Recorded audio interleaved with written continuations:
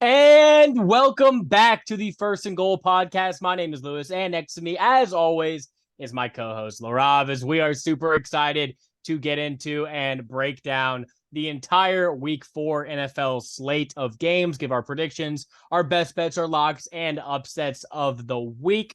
And as always, if you want to hear, we're going to put this out before the Thursday Night Football game. If you want to hear our predictions for that game, that'll be in our last episode where we broke down all the Week 3 games. So make sure if you haven't checked that out, check that out before you watch this. Without further ado, Rob, you just want to hop right in? Yeah, Lewis, let's go across the pond for our first game.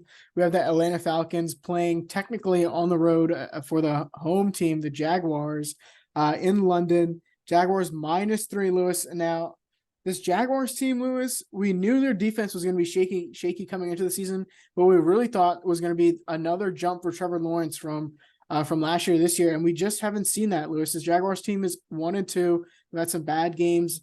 Haven't really put up that many points. Lewis, averaging just 13 points in their last two offensive showings. But in this one against the Falcons team, now technically this is a home game for the Jaguars, and for any other team, this really wouldn't count as a home game. This Jaguars team, Lewis, is accustomed to playing over there in London. They've been doing this international series thing for the past couple of seasons now, and they're have some acclimation towards playing over there in the time zone at least. And definitely when they're playing against the Falcons team, who we know likes to run the ball, Lewis, I think this Jaguars defense has a possibility to step up in this one. We saw the Falcons last week when they couldn't run against the Lions. They really struggled offensively. And now you're facing a Jaguars team who's seventh best in yards per carry on defense. So I think this is going to be a solid game for the Jaguars in this one. Yeah, it's a strange clash of styles in this one because the biggest weakness so far for this Jaguars team has been their secondary and getting beat. Just their pass defense has not been that good. They really haven't been able to get a ton of pressure on the quarterback. But you feel like that won't be that much of an issue in this game against this Falcons team, which really has not been hurting the teams passing the ball so far this season. So look for kind of a clash in styles in this one. Also, a little Calvin Ridley revenge game on the other side of the ball, where we've seen the Jaguars really stumble against the Texans last week. They couldn't get out of their own way, just not really sustaining a lot of drives. I expect them to be able to run the ball a little bit more against this Falcons front, who struggled with the Lions last week. And I expect a big game from Calvin Ridley and Trevor Lawrence in this one, especially airing it out. And I don't think the adjusting to England thing is that big of a deal because this is both these teams are getting there for the first time. But next week it'll prove to be a lot more beneficial for the Jaguars who will be staying in London. But for this week and this week alone, I am picking the Jaguars in this game. I just think their offense matches up well with this Atlanta Falcons defense. And the Falcons won't be able to exploit some of the weaknesses in this Jaguars defense like other teams can. So I am picking the Falcons or the Jaguars in this game. I'm going to go Jaguars 28 to Falcons 21. Yeah, I agree with you, Lewis. I think the Falcons are going to have trouble running the ball against his Jaguars front seven, and it's going to force Desmond Ridder into some tough throws this week. So I like the Jaguars 26-20 in an early morning game on Sunday, Lewis. All right, well, let's move on back over to the United States of America, where we have my New Orleans Saints hosting the Tampa Bay Buccaneers. The Saints are favored by 3 points in this game. At home, we don't know. I would assume Derek Carr is not playing in this game. It still says day-to-day for him, but with an injury like that, I would assume that you're going to, sit him out for another week, see how he feels, see if the swelling goes down, which thankfully this isn't that much more of a severe injury. It's week to week. Now we'll see how it affects him down the road. But in this particular game, Jameis is the quarterback. So what does that mean for the Saints offense? Well, a huge addition to the Saints offense, and we've been talking about it, is getting Alvin Kamara back into the fold. He returns from suspension this week, and he is already expected to have a huge workload in this game against the Buccaneers team, which gave up almost 200 yards on the ground against the Eagles on Monday. So coming off a short week, the Bucs defense going into the Superdome, it's going to be a tall task even without Derek Carr in this game. We've seen how effective the trio of receivers for the Saints can be. And the biggest thing that we know, the big elephant in the room for the Saints offense, is how well can this line hold up? We know Jameis likes to hold the ball for a long time. We know he's very tentative and getting it out and whatnot. But I think he'll have success against this game. Rivalry game against his former team. He's had good games against them in the past. And I like that matchup for the Saints in this game. Yeah, Lewis, if this game was just a week earlier, I would be leaning towards the Bucks with, like you mentioned, with Alvin Kamara coming back. We can see the Saints offense kind of start to open up in this one. That's what I at least expect to see when you can start running the ball a little bit more efficiently, and that really opens up the play action for Jameis. And we know he loves to take those deep shots down the field, and we'll see if he can have some success against his former team. Like you mentioned, in his last couple of games against the Bucks, he's been pretty solid. And so another revenge game for him in the Dome. They're going to be eating the W's in this one. I think so for the Saints. I'm expecting a little bit of a lower scoring game. I think this is going to be a battle of the two defenses. And I think the Saints defense comes out on top in this one. I'm going to go a little lower scoring, Lewis. I like the Saints 16-13 at home. Yeah, and then just talk about the other side of the ball. Obviously the big boxing match will start. Buy your tickets, get your pay-per-view. We have Mike Evans and Marshawn Lattimore. That's always a fun battle to watch, and always a one that I'm a huge fan of. Marshawn rarely ever loses that battle. So if you have Mike Evans on your fantasy team, might want to sit him this week. But just because either he's going to get shut down or he'll probably ejected. So we'll see what happens in this week. I don't love the matchup. I still want to see more from this Buccaneers offensive line. They got pretty much dominated. Now, I want to see more from the Saints defensive line as well. But in the Dome, I think the energy is going to be there. I like the Saints this one. I'm going to go Saints 20 to Buccaneers 13. All right, Lewis, let's move on to another game. This is one that I'm really, really going to be excited to watch, Lewis. The Miami Dolphins at 3-0 going to Buffalo to play the Bills at 2-1, Lewis. Now, the Bills are -2.5 at home. And I really like that line, Lewis. Now, I know all the hype is on Tua and the Dolphins, but Tua in his career, Lewis, is 1-3 against the Bills, 0-3 at Buffalo. And I think this one, the Bills defense, Lewis, they've been playing outstanding. Now, they've been overshadowed by this news of this Jets team that's just been awful. And of course, this Dolphins team, which has been outstanding. But this Bills team right there in between those two, I know their defense has played some bad offenses the last couple of weeks, but just having that mentality of, we're going to play great every single week. 9-sack performance against the Commanders last week. And I think now they're back at home and they're trying to dominate themselves and show why they should be the top team in this division, Lewis. And I think Josh Allen and Stephon Diggs are going to have the ability to try and keep up with Jalen Waddle and Tyreek Hill in this one. I think this is going to be such an awesome game. This is by far my game of the week, and I would assume it's your game of the week as well. I just think the clashes in this game, this Miami offense versus Buffalo defense, which you mentioned, the Buffalo defense has been preying on some pretty bad offenses, but they're doing what they're supposed to be doing, shutting them down, getting their offense a chance, and letting them run. So I actually, it's going to be very exciting to see how Miami plans on attacking this Buffalo defense, because so far Tua has not been getting a lot of pressure this season, despite some of the question marks at offensive line and some of the injuries that they've been dealing with early on. So I think, are they going to continue that? They're obviously going to try to establish the run with all the success they had last week, but it's going to be a lot tougher against this, very sound, well-coached, no Leslie Frazier anymore, but Sean McDermott is still a very good head coach, defensive coach who's calling the plays for that defense. So what is he going to do to try to combat all the different movement, all the motion? You mentioned you bring Jalen Waddle back, who missed last game, just another huge element of speed flashing around the field. And this Bills secondary, it's kind of old, and I really don't think it's been tested so far. So that's going to be the biggest matchup for me, is this Bills secondary against these Chiefs receivers and outside weapons. And that's why I'm giving the edge to Miami in this ball game, Laraib. I think Miami wins the track race. I expect Josh Allen at home gets a little comfortable, maybe gives Tua a few balls that he shouldn't have, and it's going to come down to the wire. But I'm loving this Miami team. I'm riding their momentum.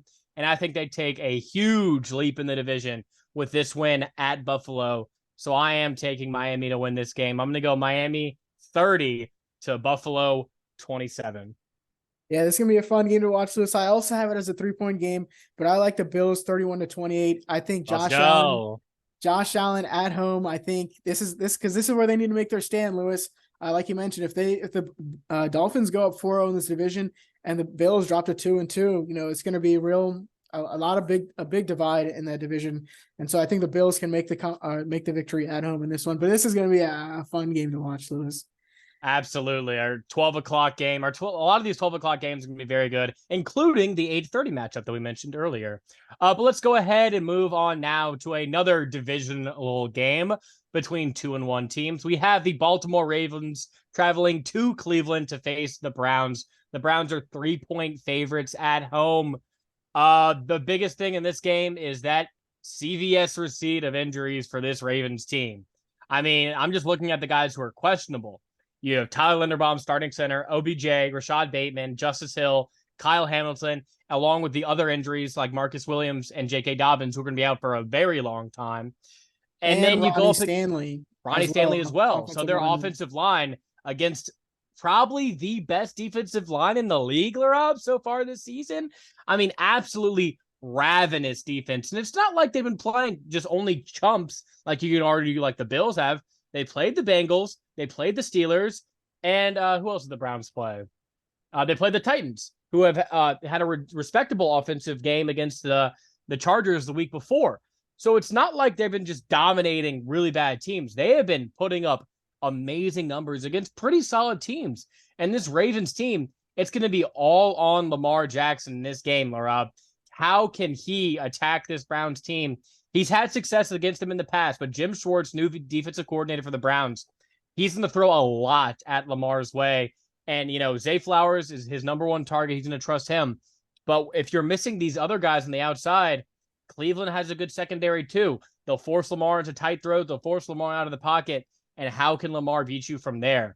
So there's a lot of exciting matchups in this game. And I still haven't made my mind yet. I want to hear what you say on this one, Laraib. Well, Lewis, like you mentioned, with all those injuries to the Ravens and how much this Ravens offense still struggled to start clicking early in the season with new offensive coordinator Ted Monken, I think I have to lean Browns in this one.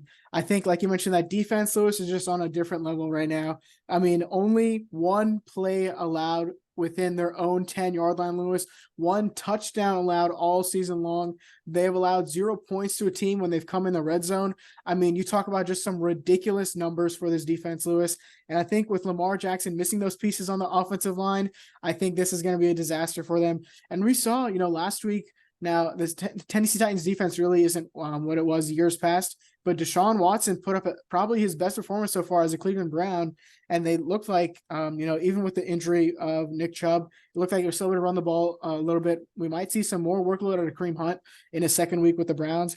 And so I'm rocking with the home team in this one, Lewis.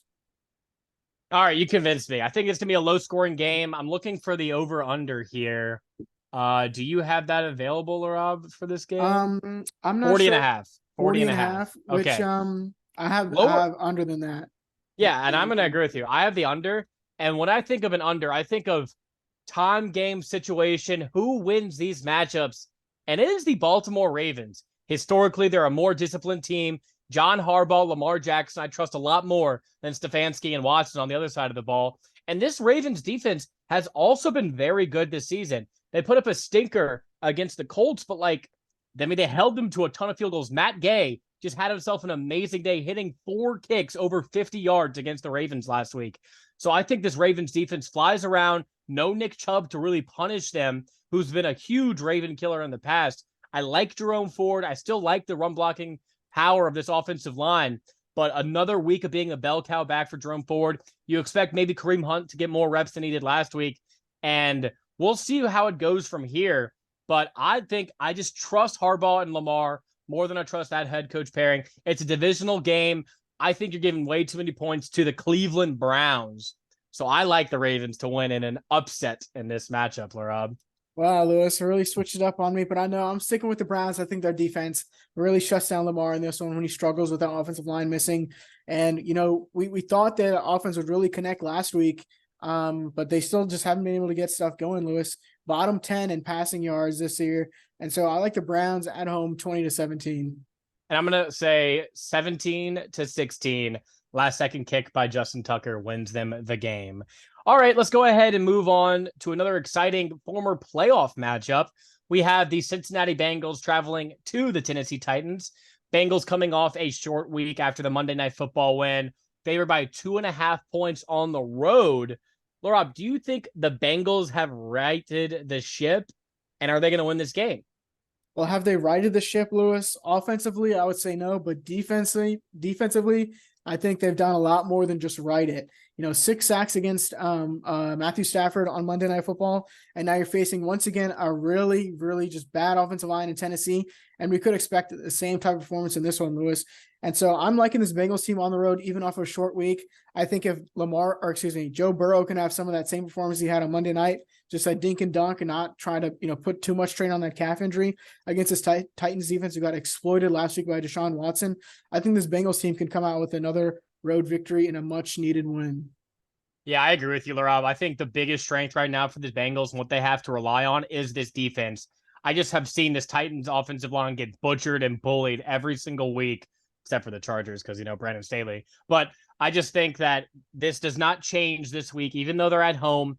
I think the Bengals are going to be able to control the line of scrimmage on both sides of the ball, even on the other side of the ball. I think the Bengals can run the ball a bit better in this game with Joe Mixon.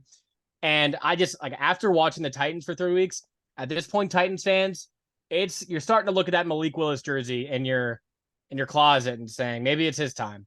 Maybe it's time we start moving on from Ryan Tannehill. Maybe we give the Mayo boy a shot in this game. But we'll see, because Ryan Tannehill has not looked very impressive so far in 3 games this season. And I think that will continue against the Bengals in a home game in front of their own fans. And it's going to be an ugly one for the Titans. So I have the Bengals winning this 21-13. Yeah, Lewis, and the big thing has been they have not really been able to run the ball with Derrick Henry as years past. He's only been averaging 3.2 yards per carry, and we know this Titans team loves to set up that play action pass, but if you can't run the ball in the first place, you can't really get that going. And so I think he's a washed-up has-been. He's a bum.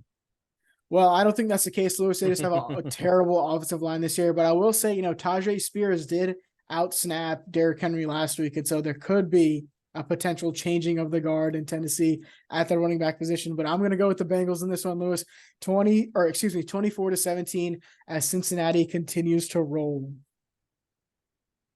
But Lewis, let's go ahead and move on to another game.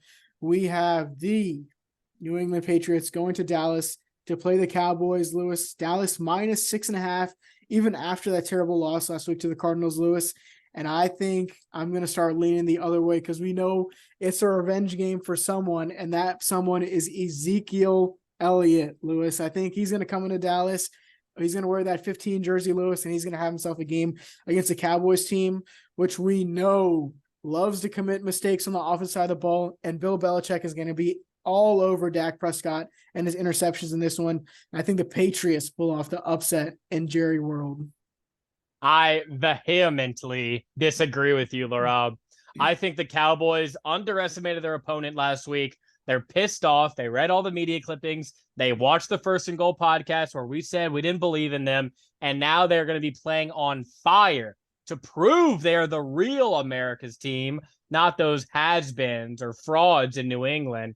And I just think, this Patriots offensive line, not been very impressive so far this season. Mac Jones, not a lot of great targets on the outside. All the Cowboys fans saying, oh, no, Trayvon Diggs. Okay, who's the man beater? Who's the guy who's supposed to beat up on the corners? I think Deron Bland can do a pretty good job against Kendrick Bourne on the outside, if you ask me. So I really, this Cowboys defense can just be so much better, and they're going to have something for Zeke. Absolutely. Zeke, if you want to bet anytime touchdown, do it at your own peril. Like I've seen some betting sites promoting already, which is just hilarious to me. But I think the Cowboys, their defense carries them in this game. It's going to be a low-scoring game, a lot of field goals. But I think the Cowboys offense can just get them into a decent enough field position. They're going to have some of those offensive linemen back. Zach Martin will be back. Trey Smith will be back. And I think they put up a good, the Patriots defensive line has had the lowest pass rush win rate so far in the entire NFL. It's just been blitzes and creative schemes to really get them to the quarterback. And I think against this Cowboys offensive line, you're going to have to do a lot to get Dak Prescott down. And I think they run the ball well. I like the Cowboys in this one. I'm going to go Cowboys 20 to Patriots 18. Yeah, Lewis, I agree with you. It's going to be a lower scoring game, and it's going to be whichever defense comes out on top. But I think I can trust Bill Belichick mastermind in this one. I think he can go into Dallas and pull off this upset. Like you mentioned, this Cowboys team, they're going to be playing hard, Lewis, because they had a loss last week. But, it's this Cowboys team, Lewis, that always loves to showboat and do this and that. And I think this is going to be another one of those games, Lewis, where they just think that they're so when they think they're just so much better than everybody else, and then someone comes into town and just smacks them in the mouth, and that guy is going to be Bill Belichick and Ezekiel Elliott. Look for them to dominate in this one, Lewis, in a defensive masterclass. Give me the Cowboys 17-14. Mac Jones, Alabama boy, dominates against Dak Prescott and Jerry World. All right, Laraib. Well, that's going to be an exciting game for sure. A lot of media and eyes are going to be on that one all across the country. But our next game, we have the Kansas City Chiefs going to New York to face the Jets. Sunday Night Football. Thought I had to include this one just because it's prime time. People like to know what's going to be on their TV this Sunday Night Football, but it might not be on for that long because you realize you're watching Zach Wilson and not Aaron Rodgers. But if you like Taylor Swift, then you tune in for a good bit. She will be in attendance in this one if you care at all, which neither of us do. But the Chiefs are favored by 8.5 in this game, Laraib. My question to you, after the last few performances we've seen from Zach Wilson in this offense, why isn't this game a larger spread? Well, Lewis, it comes down to that Jets defense. Now, they've had some up and downs so far this season, but I think they are really the big thing. Of course, the Chiefs have to go on the road in this one, and so that also gives a little bit of points towards the Jets. But I kind of agree with you, Lewis. It's kind of weird that there's only 8.5 point game. This might be the make it or break it game for this Jets team. I'm not talking about for one singular player or one singular coach on that team. I'm talking about for the entire team. The discourse in that locker room, Lewis, some things about, why is toxic. Why is Robert Saleh still going with Zach Wilson? Why are we not signing an extra Y guy off of the waiver wire? That's not Robert Saleh's fault. Well, he's the head coach. He said, I'm rocking with Zach Wilson. I want him to be the quarterback of this team. He still believes in him. Everybody else doesn't. And so after this one, Lewis, I think it's going to be real dicey over there. I expect the Chiefs to come in here and do the same thing they did last week against the Bears. Now, we love talking about Patrick Mahomes and we love talking about Travis Kelce, Lewis, but it's been that defense is what really stood out to me so far this season. They've just been dominating every single team that they played. Now, they haven't played some of the best teams in the NFL, Lewis, at least offensively, but still to go out there and do what they've done so far, Lewis, held the Browns to almost 0 points the entire game, except for the end of the last fourth quarter. You talk about they go into Jacksonville, only allow 9 points in that one, and yet and still now they go into New York. I think this is just going to be a terrible game for the Jets. Yeah, I can't disagree with you, Laraib. I mean, I think it's a competitive game. I think that the Jets defense is going to, be probably the biggest test for this Chiefs offense so far this season in terms of a really capable defense. And we've had question marks, starting in game one. How legit is this Chiefs receiving core? And it's like, oh, they're spreading the ball out. This is so amazing. They can find so many guys. And yes, that is a good asset to have, being able to trust a lot of guys. But sometimes there's a little bit of if you have too many guys, it's almost like you don't have enough. Because if you have to spread it out, that means you're not really set on a group of guys that you trust and you like. When it comes down to the big moments, are they going to have big drops like we saw in week one? Or are they going to come up with big catches? And that's just the gamble that the Chiefs are taking by rostering this many receivers. You had 11 guys catch a pass for the Chiefs. And I get it. You had the second stringer against the Bears. Yeah, whatever. But this will be a big test. I think this Jets defense will cause a lot of confusion early for the Chiefs, but you just can't keep Patrick Mahomes down for that long. I think they come out with a late touchdown in the end to really ice the game and cover the spread. I'm going to go Chiefs 26 to Jets 13. Yeah, Lewis, I'm going to go Chiefs 30 to Jets 10. I think no matter how well this Jets defense plays, Lewis, just the bad positions that they're going to be in the entire game. They're probably going to be on the field for 40 to 45 minutes, Lewis, that Jets defense is. And so I think they're just going to be worn down, play after play. And so I think the Chiefs just win big in this one, Lewis. Expect another big game out of Travis Kelce, Lewis, because I don't know if Taylor Swift is going to be at the game, Lewis. Taylor Swift was at the game against the Bears, if you didn't know, Lewis, if you haven't been on social media. And so Taylor Swift is going to be at the game, Lewis. So I just want to make sure you know that Taylor Swift is going to be at the game. Oh, I love her. Okay. So big game out of Travis Kelce in this one. Expect him to catch another touchdown, Lewis. Yeah. And so, Chiefs 30, Jets 10. Yeah, you could say the Jets knew they were trouble when they came in, huh? Lewis, let's go ahead and move on to Monday Night Football. My Seattle Seahawks now finally getting some guys back on defense, Lewis, going into MetLife Stadium where they won Super Bowl 48 against the Denver Broncos, now facing Daniel Jones and this high-powered Jets offense, Lewis. Giants offense, Lewis. Seahawks -1 in this one. And I think that's a little bit low, Lewis. Now, we've seen this Giants offense just be pedestrian, Lewis, all year long.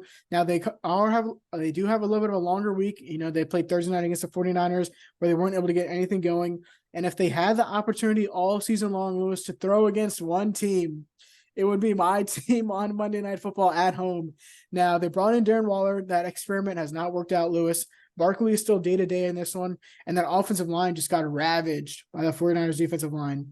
Now you're facing a Seahawks team who kind of has to blitz to generate pressure, Lewis, who we know can't really cover on the back end. And so Daniel Jones, you look at their schedule moving forward, Lewis, you have to play the Dolphins coming up and some other very difficult teams. So if you want to get a win right here, it's going to be against the Seahawks. But they're just not going to get it done against Geno Smith and this high-powered Seattle offense. We saw all phases of the game working for them against the Carolina Panthers defense on the ground, in the air, just dominating on all phases. And so I think they go into MetLife, Lewis, once again, and just dominate on the ground. I think Kenneth Walker and Zach Charbonnet are just going to have another big game against the Giants defense, which has looked kind of underwhelming, Lewis. And Brian Daboll continues to scratch his bald head as the Giants fall to 1-3. Yeah, Laraib, I don't know. I've been teetering on this one for a while because I do think there's a little bit of the Giants coming in, home game, prime time, against a defense that is absolutely gettable at this point. Even though I did like what I saw for a little Devon Witherspoon in the towards the end of that game. So far, Lewis, he has been the most targeted cornerback in the entire NFL, and he's still held up his own so far. So that's really promising to see. And, of course, Tariq Woolen will be back for this one, along with Blitz boy Jamal Adams, back in New York, not against his former team, but still back on the East Coast. And so we'll see what he has to prove in this one. Yeah, so maybe some more pass rush advantages for the Seahawks in this game. It won't matter in coverage. If anything, start Darren Waller this week if you're a fantasy guy. But I'm going to go with the Seahawks. I just think the Seahawks, I think, like you mentioned, their offense is just so versatile. They can do it all facets of the game. They're just, Kenneth Walker has been a beast so far this season. Obviously, Pete Carroll wants to run the ball, but then they have these weapons on the outside who are just so dangerous. And I just think if this game's a shootout, which it probably will be, because I don't really like this Giants defense that much. They haven't been getting consistent pressure like we thought they may have following last season, and they have to blitz. So that means running the ball will be huge against this Giants defense. I just trust the Seahawks offense a lot more in a shootout. Daniel Jones has been pretty impressive so far this season, at least from the standard that I held him at. And I think he didn't look that bad against the Giants. They were just, against the 49ers, they were just severely outmatched. So with extras, I think this will be a close game, but I am picking the Seahawks to win on Monday Night Football. I'm going Seahawks 34 to Giants 30. Yeah, Lewis, Daniel Jones 1-11 in primetime in his career, and I think it becomes 1-12 in this one. I like the Seahawks 27-24 as a Jason Myers field goal late wins them the game, Lewis. All right, Laraib. So we've covered our 8 highlighted games of the week. Now we're going to roll through the next 7, and we're just going to quickly give our picks as we finish off this episode. So Laraib, I'll start. I'll list off the games for you. You tell me what you think. I'll tell you what I think, and we'll move forward. So first off, maybe want to spend an extra second on this one. We have the Denver Broncos going to the Chicago Bears, and I may have said the Dolphins-Bills will be the best game of the week, but let's be honest. This game is going to be the most fun to watch. Who do you got? Well, Lewis, give me the team with the better quarterback, the better coaching, and the better defense. I like the Broncos in this one. Chicago Bears. Oh. Yeah, I like the Broncos in this one. I think Sean Payton just has a lot to prove after that. His defense has a lot to prove after that just disaster in Miami. They have to go on the road once again, Lewis, but I think they get it done against a Bears team, which is also ready to implode. So give me the Broncos 28-13. Going from the Dolphins offense to then facing the Bears offense is like going from trigonometry to putting shapes into matching holes. So I think this will be a lot better matchup for this Broncos defense. And I agree with you. I have the Broncos winning this game. I'm going to go 17-10 in this ball game. Next, Laura, we have a game that is currently even. It is a pick'em on the books. We have the Los Angeles Rams traveling to Indianapolis to face the Colts. Who do you got? Yeah, a little short week for the Rams, and it looks like Anthony Richardson might be back for the Colts in this one, but I still gonna lean Rams. I think Matthew Stafford had a lot of pressure from the Bengals defense last week, and this, Colts defense is nothing to sneeze at, but I think if they can try to get Matthew Stafford a little bit more time in the pocket in this one, I think he's able to come out in this battle against a rookie quarterback, Anthony Richardson. So I like the Rams, Lewis, 23-20. I want to disagree with you so bad, and I am. I'm going to go with the Colts in this one. I think the Colts at home, I really liked what I saw from their defense last week, holding the opponents. I think the Rams coming off a short week, kind of a disappointing fashion. Anthony Richardson's back. He's going to have a lot of electric plays. I'm going with the Colts in this one. I'm going to go Colts 24 to Rams 17. Next one up with Laraib, we have the Commanders traveling to Philadelphia. Philadelphia is a 9-point favorite. Who you got? Yeah, I like the Eagles in this one, Lewis. Now, I will say the Eagles were on a hot streak last year whenever the Commanders came into town and ruined it for the Eagles. But I think they're going to be ready for them in this one, Lewis. It was a short week for the Eagles, but they have just been dominating all facets of the game, offense, defense. Their two lines on either side, Lewis, have just been almost the best in football. And so I think they just have another good performance at home. Through 3 games, Sam Howell has been sacked 19 times this season, and it's not getting any easier against this Eagles defensive line. It's a divisional game. It's, coming off a short week for the Eagles, and, they covered. The Commanders didn't. I like the Eagles in this one, but I like the Commanders to cover. Give me the Eagles 24-20. All right, let's move on to another game, the battle of the 0-3s, Laraib. We had the Minnesota Vikings traveling to the Panthers. Our Vikings are 4-point favorites on the road. Who gets their first win? It has to be the Vikings, Lewis. Going down 0-3. There's been a lot of questions in that locker room. I think everyone comes out and just plays a great game against a Vikings team who now has Bryce Young back at the quarterback position. I think he struggles in this one, and the Vikings pick up their first win of the year. I like the Vikings 28-20. I agree with you, Laura. Bryce Young coming back off an injury is a really tough task to ask for a rookie. And I think Andy Dalton's better. He proved it last week. And clearly the Panthers aren't in a position where they're trying to go out there and win. Vikings are in a position where if they don't win, their season is actually over. So give me the Vikings in this one. I'm going to go 31-20 in this game. Next on up, we have the Steelers at the Texans. Like I said last week, Laura, you go first. I'm going first. I like the Texans, Lewis. I love my Texans in this one, Lewis. Now, the big thing in this game is not who's playing. It's who's not playing. J.J. Watt, ring of honor. No. J.J. Watt, ring of honor ceremony in Houston for this game.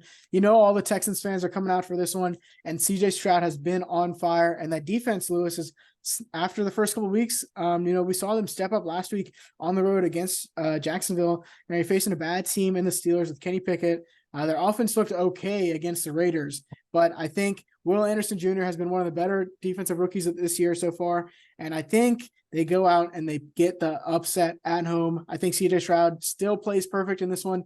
No interceptions on the season so far, and they win a huge game for them with the J.J. Watt Hall of Fame or Ring of Honor ceremony. I think this Texans team goes out in front of a home crowd and dominates a Steelers team, which we know sometimes struggles on offense. Yeah, I didn't know about the J.J. Watt thing, and that makes me even more confident in my Steelers pick because T.J. Watt is now going to be playing for his brother to honor him, to say, J.J., it was your time once, it's my time now. And honestly, I think J.J.'s rooting for the Steelers. Give me the Steelers in this one. That defense is going to confound rookie C.J. Stroud. He will throw his first interception this week at home. Not against those bums. Minka Fitzpatrick right there, right in the breadbasket. All right, next on up, we have the Raiders at the Chargers. Chargers are 5.5-point favorites at home. There will be more Raiders fans. Who you got, Larob? Lewis, I do not like this line at all. 5.5 points for Vegas the Chargers in any game is unbelievable, to be honest. I still like the Chargers, Lewis. We saw the Steelers offense, what they did against the Raiders. Now just imagine what Jay Turbo is going to do at home. At home, like you said, against this Raiders team. I'm smoking that Raiders pack in this one. Give me Jay Herbo picks up his second dub of the year and continues to lead his MVP case. I like the Chargers 30-27. And this is my upset of the week, Laraib. I like the Raiders in this spot. Weird number, like you mentioned. How obvious is this going to be? A close game at the end.